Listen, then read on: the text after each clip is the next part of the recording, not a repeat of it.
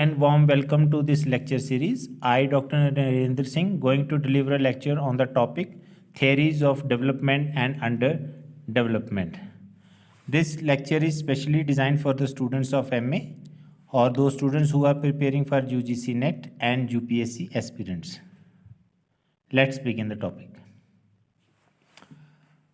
So, before going into the detail, we must have the idea about this development, what is development, and what are the various stages of economic growth and development, what we understand this notion of development and underdevelopment from economic perspective.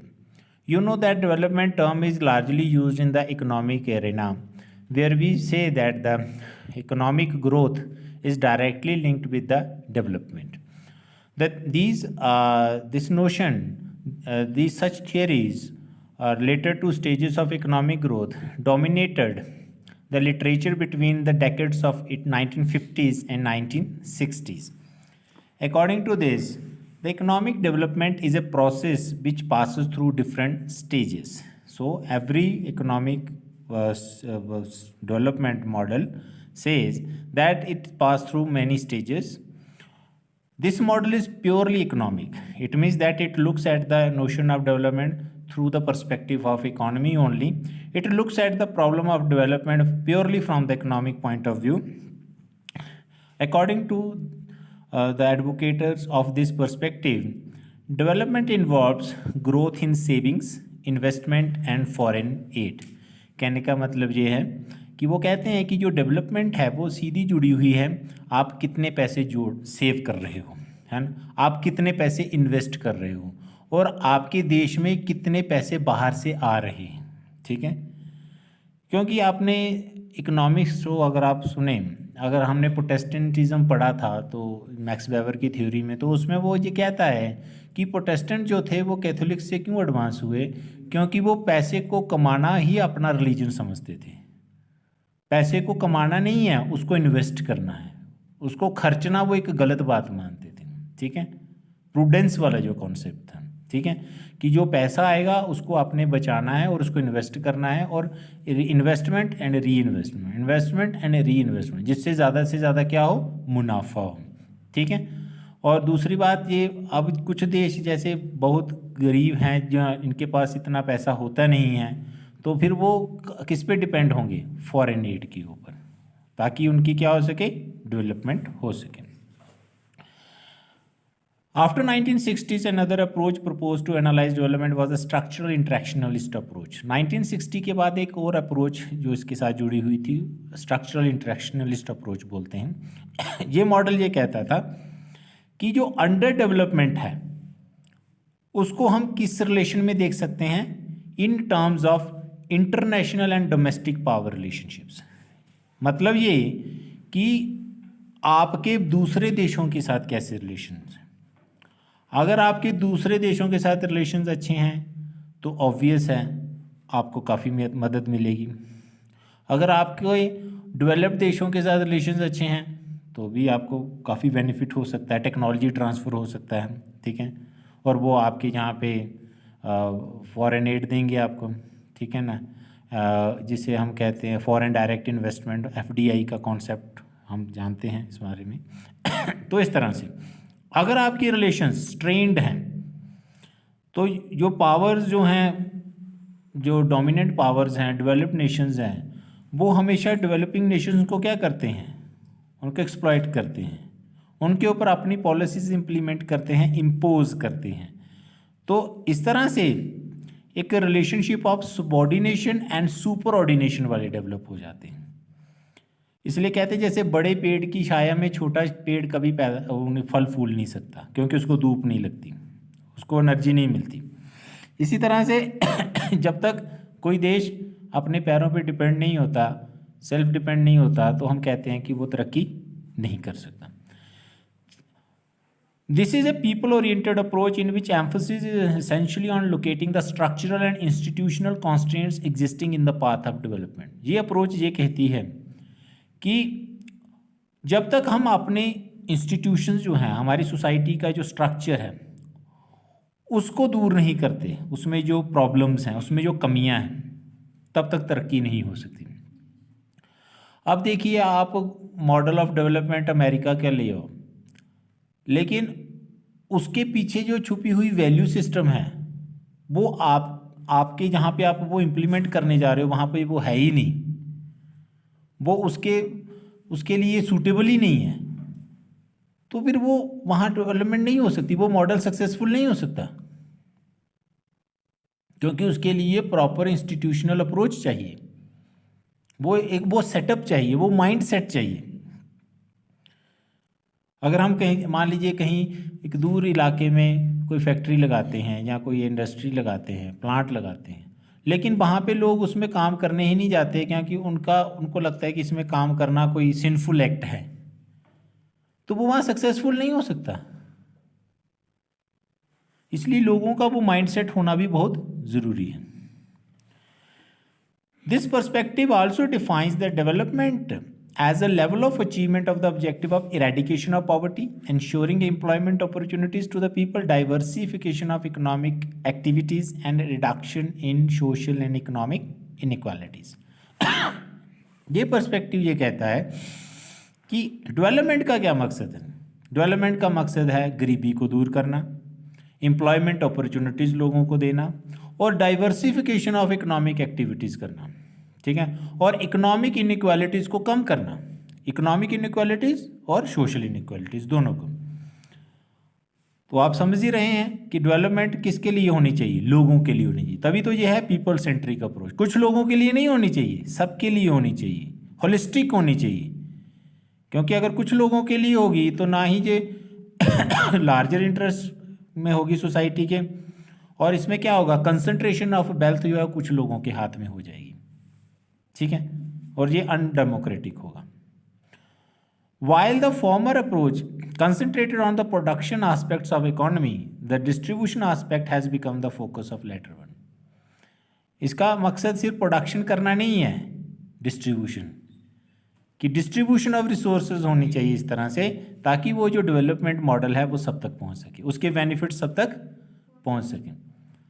हम मान लीजिए कहीं पे कोई एक unit लगाते हैं किसी पहाड़ी एरिया पे, किसी ट्राइबल एरिया में, हम कहते हैं इससे तरक्की होगी, लेकिन अगर मान लीजिए वो यूनिट लगाने से वहाँ का जो इन्वायरमेंट डिस्टर्ब हो जाए या वहाँ के लोगों के लिए प्रॉब्लम हो जाए, तो वो जो मॉडल ऑफ डेवलपमेंट है, इट मीन्स कि वो जहाँ पर लगाया जा रहा है उन लोगों के लिए फ़ायदेमंद नहीं है, ठीक है ना, तो उसका बेनिफिट कुछ और लोग ले रहे हैं, ठीक है, तो वो अपने आप में एक अपना पर्पस ही उसका क्या हो जाता है, डिफीट हो जाता है, according to this perspective.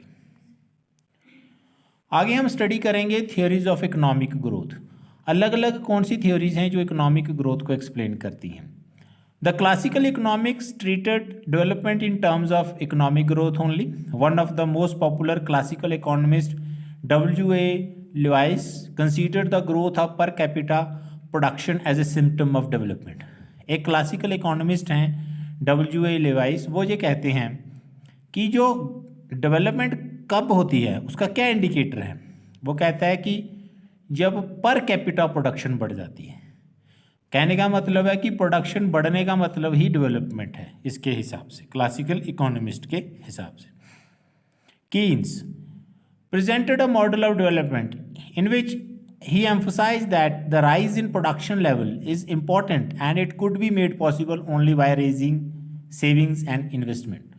Keynes थोड़ा आगे जाके एक कदम आगे जाते हैं, वो कहते हैं कि डेवलपमेंट का क्या मतलब है कि प्रोडक्शन तो बढ़े, लेकिन प्रोडक्शन कैसे बढ़ेगी, अगर हम सेविंग्स को बढ़ाएंगे और इन्वेस्टमेंट्स को बढ़ाएंगे, मतलब कि हमें कुछ ऐसे काम करने पड़ेंगे जिससे सेविंग्स भी बढ़े और इन्वेस्टमेंट भी बढ़े, ताकि डेवलपमेंट हो जाए। W.W. रोस्टोस ये अपनी किताब the stages of economic growth a communist manifesto में लिखते हैं, जो एक बड़ा ही इंपॉर्टेंट वर्क है। वो उसमें स्टेजेस ऑफ इकोनॉमिक ग्रोथ की बात करते हैं। According to him, economy must pass through a historical or evolutionary sequence from traditional to the most developed mass consumption stage. कहता है कि जो इकोनॉमिक ग्रोथ है वो ट्रेडिशनल स्टेज से शुरू होके कहाँ तक जाती है, मास कंजम्पशन वाली स्टेज पे जाती है। तो वो तो आप समझ रहे होंगे, मास कंजम्पशन वाली स्टेज हमने बड़ी बार डिस्कस की है लेक्चर्स में, जहाँ पे लोगों का लाइफस्टाइल क्या हो जाएगा, कंज्यूमरिस्ट हो जाएगा। ठीक है, ट्रेडिशनल सोसाइटी में तो क्या होता है, लोग उतनी ही चीज़ पैदा करते हैं जितनी ज़रूरत है, लेकिन कंज्यूमरिस्ट सोसाइटी में क्या होगा कि लोग सिर्फ अपने सर्वाइवल के लिए नहीं कर रहे हैं, शो ऑफ के लिए कर रहे हैं, दिखाने के लिए कर रहे हैं, उसको प्लेजर के लिए कर रहे हैं। ठीक है, तो जब सोसाइटी उस स्टेज तक इकोनॉमी जो है वो पहुंचती है, ये रोस्टो का मॉडल है। Every society at a time must be at one of these stages. वो कहता है हर एक जो सोसाइटी है वो इन स्टेजेस से गुजरती है। 5 स्टेजेस की वो बात करता है, 5 स्टेजेस ऑफ इकोनॉमिक ग्रोथ। पहली है ट्रेडिशनल सोसाइटी, सेकंड है pre condition for take off, third है सेल्फ सस्टेनिंग ग्रोथ, फोर्थ है ड्राइव टू मैच्योरिटी, और फिफ्थ है stage of high mass consumption. This model represents the sequence of development experienced by the developed countries, and less developed countries must create a necessary precondition to take off to the self-sustaining economic development stage. रोस्ट्रो का कहना है कि आज जितने भी developed देश हैं वो इन 5 स्टेजेस से गुजरे, और हर एक डेवलपिंग सोसाइटी जो एस्पायर करती है वहाँ तक पहुँचने के लिए, उसको भी इन्हीं 5 जो स्टेजेस हैं इकोनॉमिक डेवलपमेंट की, वहाँ से गुजरना पड़ेगा। The necessary pre condition for development refers to, कौन कौन सी प्री कंडीशंस हैं। पहली, societies increasing efficiency to promote savings and general capital. पहले तो लोगों में ये एफिशिएंसी होनी चाहिए कि वो किस तरह से अपनी सेविंग्स बढ़ाएं और कैपिटल जनरेट करें।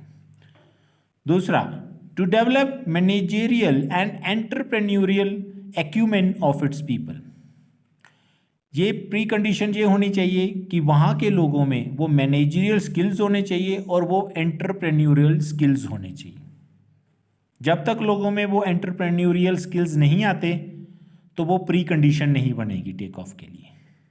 समझ गए बात को। जैसे हम लोगों ने आईटी सेक्टर में लोगों को एजुकेशन दी हमारी गवर्नमेंट ने, तो उसका मकसद क्या था कि लोगों के अंदर वो एंटरप्रेन्योरियल स्किल्स डेवलप किए जाएं।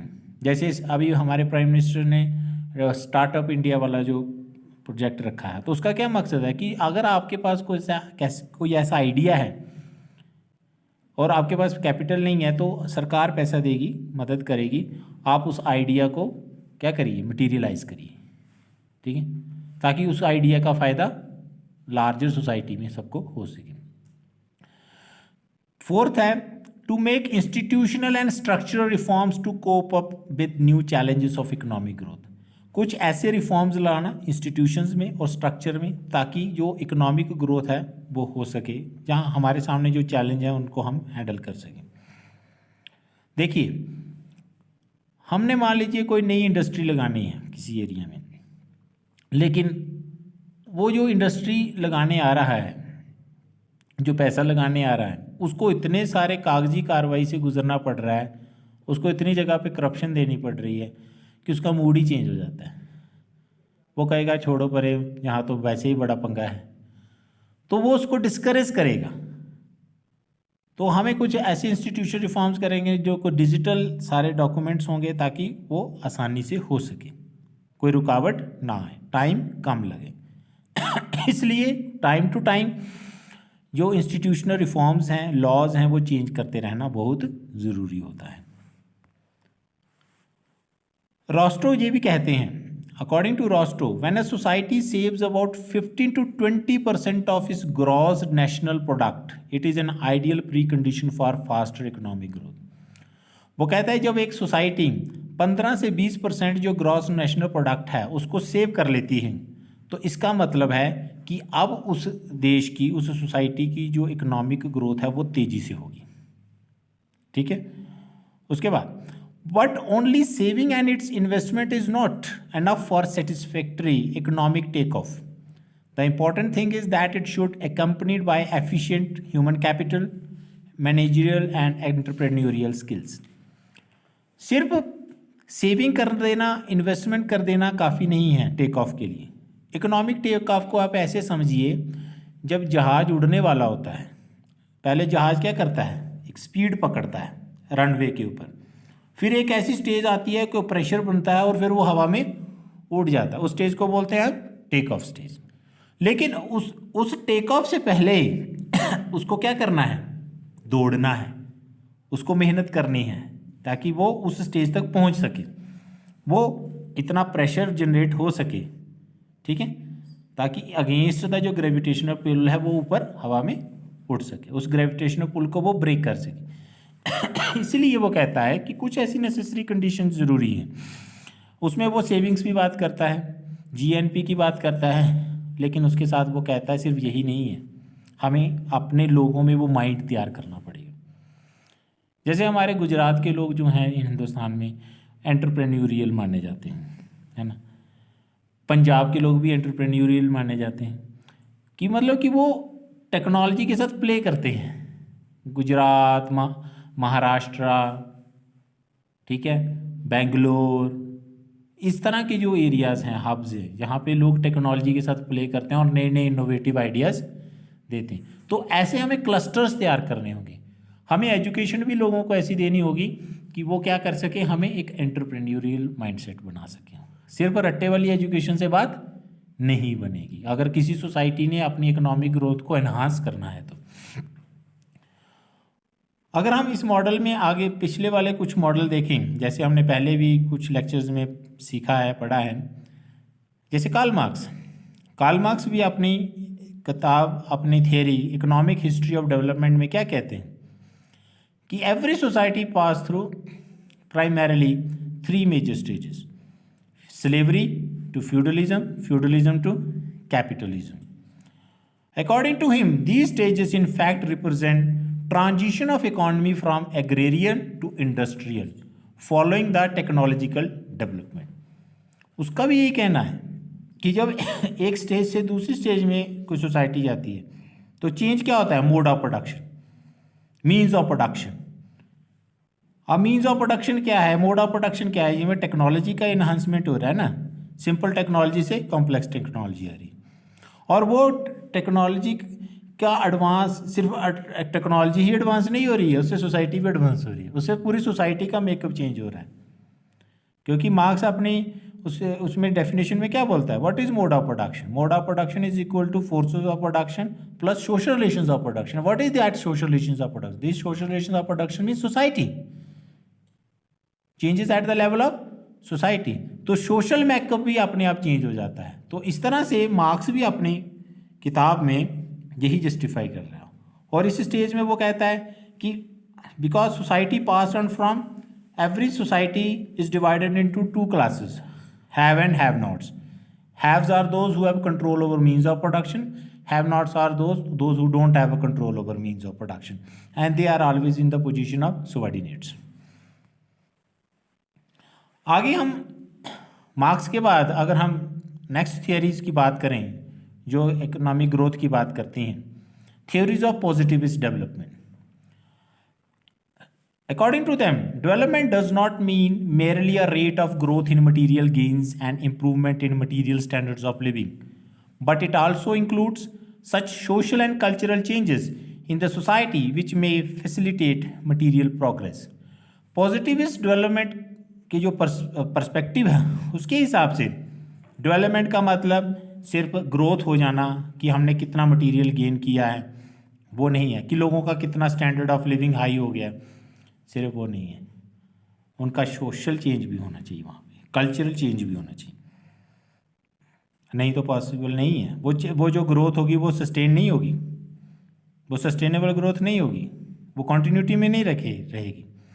जैसे मान लीजिए आपने एक थियोरी पढ़ी, ऑस्कर लिवाइस का WF ऑगबर्न का कॉन्सेप्ट है कल्चरल लैग, जिसमें वो क्या बोलता है, मटीरियल कल्चर और नॉन मटीरियल कल्चर की बात करते हैं. कहता है जब मटीरियल कल्चर एडवांस हो जाता है और नॉन मटीरियल कल्चर एडवांस नहीं होता है तो बीच में एक गैप क्रिएट हो जाता है, लैग क्रिएट हो जाता है.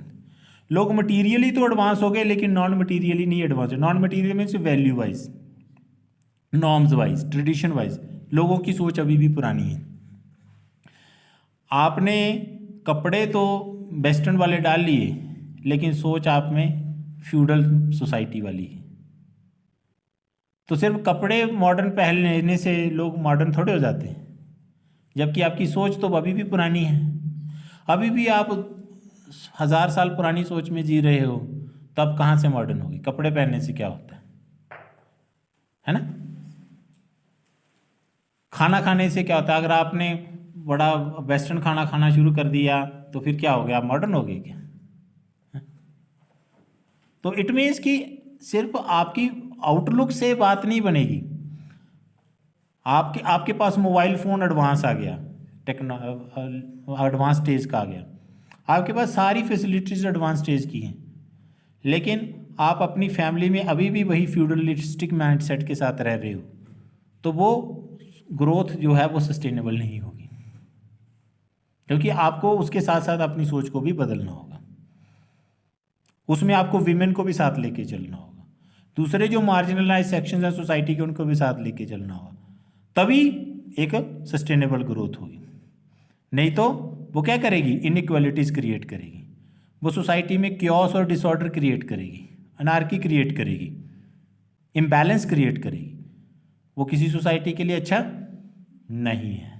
और वो सोसाइटी चाहे मटीरियली जितनी मर्जी प्रोग्रेस कर जाए, लेकिन हम उसको सही मायने में डेवलप्ड सोसाइटी नहीं कहते जब तक वो मेंटली तौर पे डेवलप नहीं है। The positivist approach of development is a functionalist approach that concentrates only on the rules and processes determining the rate of development. ये पॉजिटिविस्ट अप्रोच अपने आप में क्या बता रही है कि ये फंक्शनलिस्ट अप्रोच, और फंक्शनलिस्ट अप्रोच क्या करती है? सोसाइटी में ऑर्डर और स्टेबिलिटी बनाना चाहती है। अगर इनइक्वालिटी ज़्यादा हो जाएगी तो ऑर्डर और स्टेबिलिटी डिस्टर्ब हो जाएगी। It however does not visualise any conflict arising out of this development.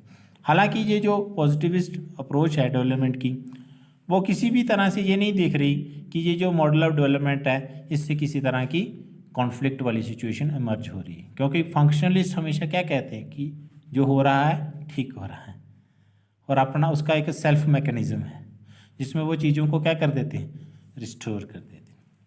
उसमें कॉन्फ्लिक्ट को इम्पोर्टेंस नहीं दी जाती, होने वाले चेंजेस को देखा नहीं जाता।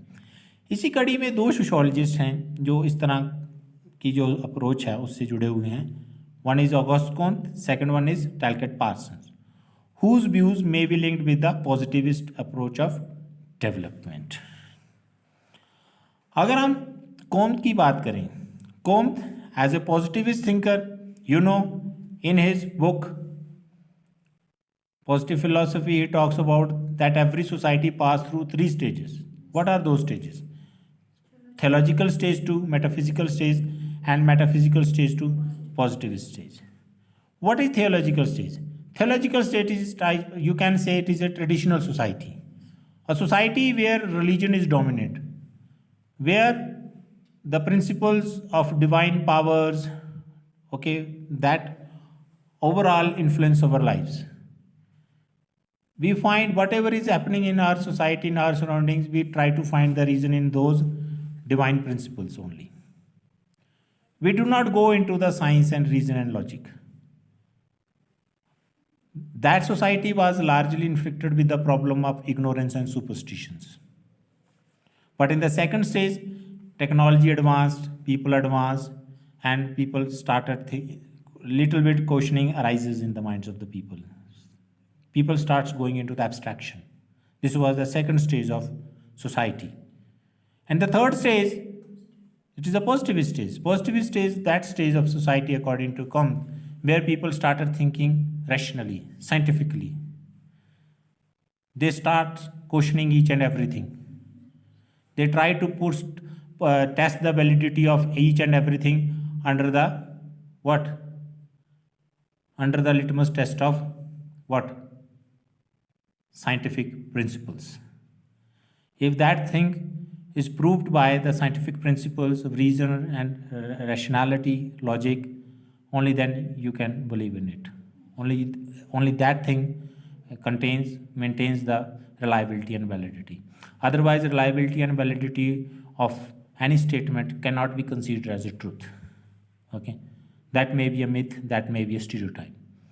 So this is how Comte or Talcott Parsons or many such thinkers who advocates the positive view of development model, they have largely thinking in these terms. So students, today we are going to conclude the session here only. We will continue this lecture series, and in the next lecture we will continue this topic again. Thank you so much for patient listening.